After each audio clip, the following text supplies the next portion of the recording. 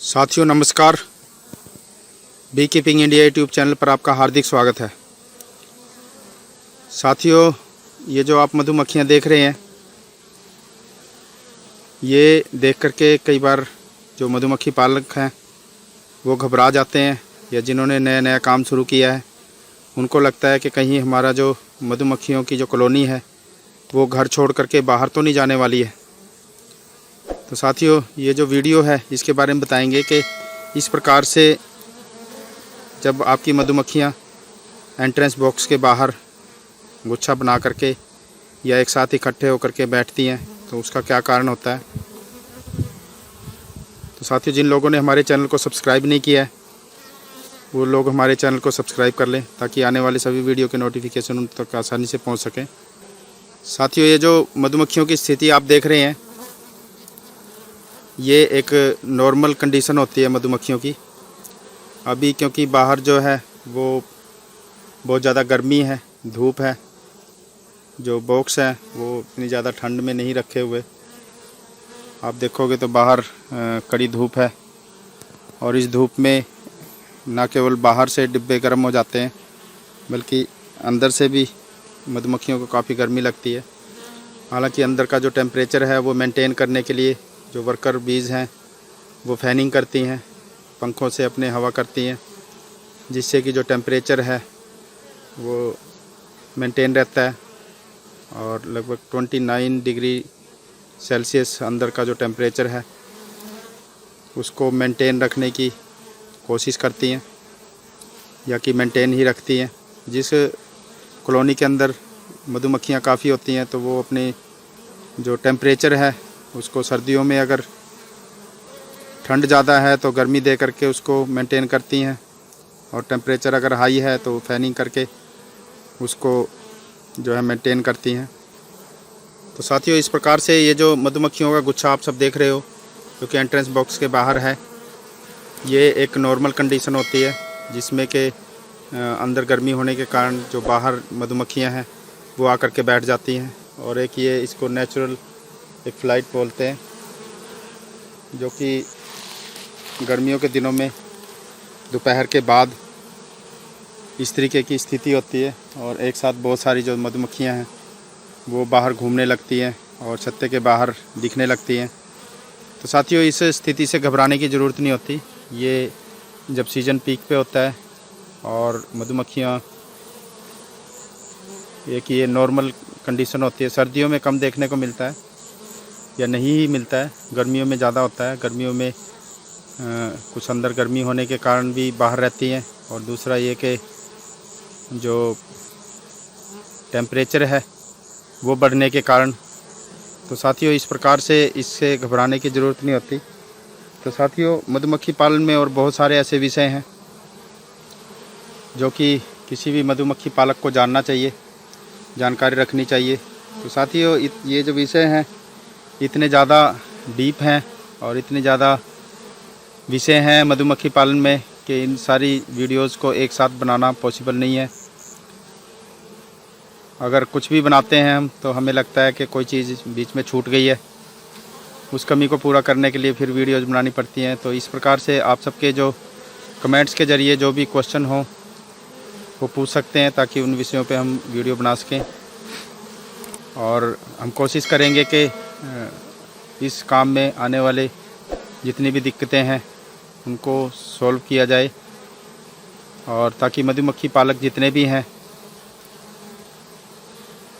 उनको सही जानकारी मिल सके, सही समय पे मिल सके, और ताकि उनको कम नुकसान हो और कम प्रॉब्लम्स उनको हो। तो साथियों, ये जो आप मधुमक्खियों का देख रहे हो ये कई बार कई कंडीशंस में और भी हो सकता है, जिसमें एक रोबिंग का जो ख़तरा होता है। अगर एंट्रेंस बॉक्स पे आपके मधुमक्खियाँ आपस में लड़ती हुई दिखाई दें, या आपस में लड़ करके मरी हुई मधुमक्खियाँ दिखाई दें छत्ते के सामने, तो रोबिंग का एक ख़तरा होता है उसमें, क्योंकि अभी सीज़न पीक पे है और यहाँ पे बाहर से पोलन भी आ रहा है और नेक्टर भी आ रहा है, इसलिए अभी खाने की कमी नहीं है। तो इसमें रोबिंग का जो ख़तरा है वो नहीं है। सभी कॉलोनियों के पास पर्याप्त मात्रा में खाना है। अभी यूकलिप्टस के पेड़ हैं यहाँ। अभी हम हरियाणा के कुरुक्षेत्र ज़िले में हैं, जहाँ पे ये नहर जाती है ज्योतिसर के पास। उसके पास हमने बॉक्स रखे हुए हैं। तो यहाँ पे यूकलिप्टस के पेड़ हैं बहुत सारे। तो उनका जो नेक्टर है इस समय चल रहा है, पोलन और नेक्टर पर्याप्त मात्रा में है। तो इसलिए इन मधुमक्खियों की गतिविधियाँ देख करके आपको ऐसा नहीं लगेगा कि आपस में स्ट्रगल कर रही हैं या लड़ रही हैं। अगर लड़ने की स्थिति हो तो आपको ये ध्यान रखना होगा कि अगर इस प्रकार की मधुमक्खियाँ बाहर से आकर के अगर डिब्बे को कवर कर रही हैं और अंदर से जो मधुमक्खियाँ हैं वो अपने आप को डिफेंड कर रही हैं, तो इसका मतलब है कि आपको जो रोबिंग का है वो ख़तरा है। तो रोबिंग के ख़तरों से आप सब किस प्रकार बच सकते हो, उसके अलग से वीडियो बनाएंगे ताकि आपको उसकी जो जानकारी है वो आपको पूर्ण रूप से मिल सके।